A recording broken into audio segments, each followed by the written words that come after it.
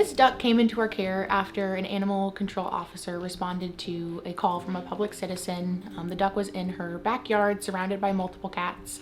Anytime a duck or any animal is surrounded by cats, we always want it to come into care just because cats carry some pretty nasty bacteria that can introduce infection into these animals. So we always want to give it a round of antibiotics. Yeah, no, I'd give him a 2. Okay. And you seem visual? Yeah. Is he bleeding from somewhere? Oh, probably leg. his. Just make sure. Is it dripping? Dude, what did you see? He seems pretty. He was like, I don't know, he was just sitting there and he was not reacting to me at all. He was just kind of sitting there with like, not blinking. Yeah. So, He's well, a little just spicier now that okay, he's in hand. he might just be terrified because he was yeah. surrounded by cats. He's bleeding though. We just intook a Scaup. We're examining him outside because he was a little bit quiet when he came in. We just want to make sure he's not neurologic, which could mean he has highly pathogenic avian influenza, which is something we don't want to bring inside to our other birds. I think it's okay. Did you hear or feel I heard that and okay. felt it. Oh. I think it's the stifle. Yeah. But let's get rods of him. When there's something that's quiet.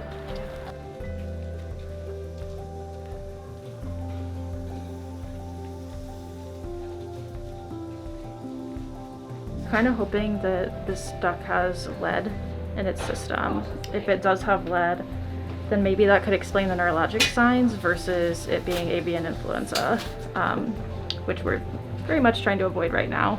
The outbreaks are very serious. Regardless, we'll try to follow all of the biosecurity protocols.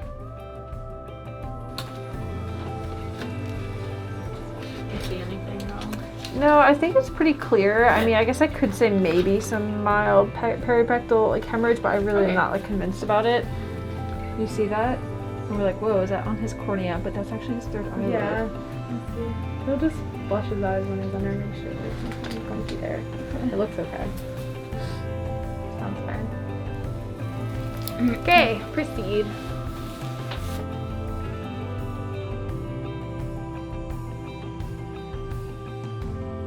The duck does have a little bit of a lower heart rate than I would want. Avian anesthesia is pretty serious, and so we're just monitoring like every couple seconds, every 30 seconds to see if its heart rate is going to go down. Okay. How's he feeling? Hard to say. Okay, let's just give it a try. He keeps like closing his glottis. He might need more gas.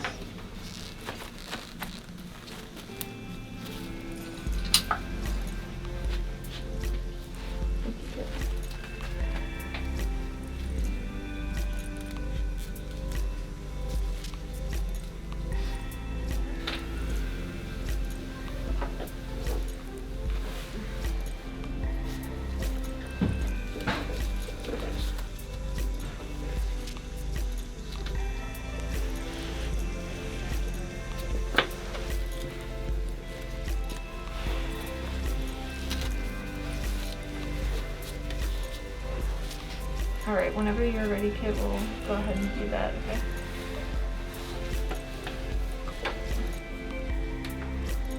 Okay. And we'll step out again. Yeah, I just wasn't completely straight baby, but he's definitely doing really well. He's doing okay. Yeah. Heart rate actually went up when he was great. stimulated for positioning. Oh, great. So he had a recent meal of, I think, some stones. Yeah, I think those are stones. They don't look like Doesn't a necessarily. suspicious shape. Yeah, they look like kind of like stone shape. Yeah. The Scaup had a blood level test done, and it found that it was subclinical, so its level was 0.054. And so at this point, we could start treating it with DMSA, which is just a chelator to help get rid of the lead in its blood. But at this point, it's considered subclinical, so wouldn't they necessarily be showing some overt clinical signs. Oh, he's waking up from anesthesia. He's doing very good. Oh, what cuteness. I know. Oh, it's okay to be a little feisty. Alright. It's going to be in isolation until we decide that it can be released. or if we're going to decide to keep it for the next couple of weeks, in which we deem that HPAI may not be a risk anymore for it to be around our other birds. At this point, we're going to give it some fluids and some anti-inflammatory and pain medications just to cover our bases in case the Scaup is actually painful or dealing with some inflammatory process that we haven't actually established yet. And we're going to try keeping him for a few days, but we do have another duck here, and so we don't want to have the high risk of HPAI around the whole hospital and may potentially affect our raptors that we have as well. You got it? He sounds okay. Okay. It is a bit of a slower rate than what he had earlier. Okay. All right, let's go ahead and do fluids. We are going to cover his head just a little bit just to decrease any stress that he might be having. These fluids are yellow because of vitamin B complex that just helps support their brain health along with other things. Yeah, I think she is waking up. Oh, there she is. So Sam is opening the beak and just going just past the glottis, which is just the opening to their airway. So she is going just past that, getting good visualization. Okay, you can put her back. All right.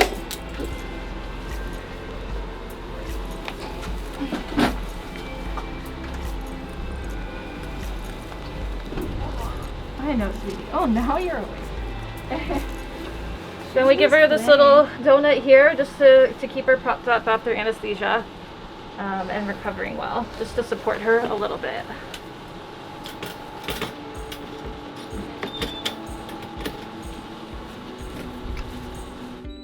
We ran blood work on the Scaup today and her CBC was completely normal. We've been swimming her twice a day so far and offering her food. Thus far she hasn't taken any food, so we're going to start gavaging her to make sure she keeps up her body weight, but her feathers and waterproofing are in excellent condition. Her radiographs were normal.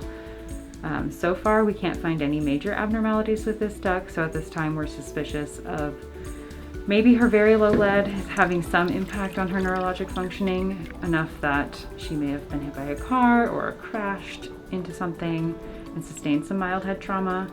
So right now we're treating her for the lead and potential mild head trauma and keeping up her hydration. And we're going to keep monitoring her neurologic status over the next week or so and continue swimming her and working on her waterproofing and making sure that stays up. Ideally keeping her in the water as much as possible because she's a diving duck and they eat in the water, so the more we can offer her food, the better, and the more natural it would be for her to keep her stress down and keep her healthier and make sure she gets out of here.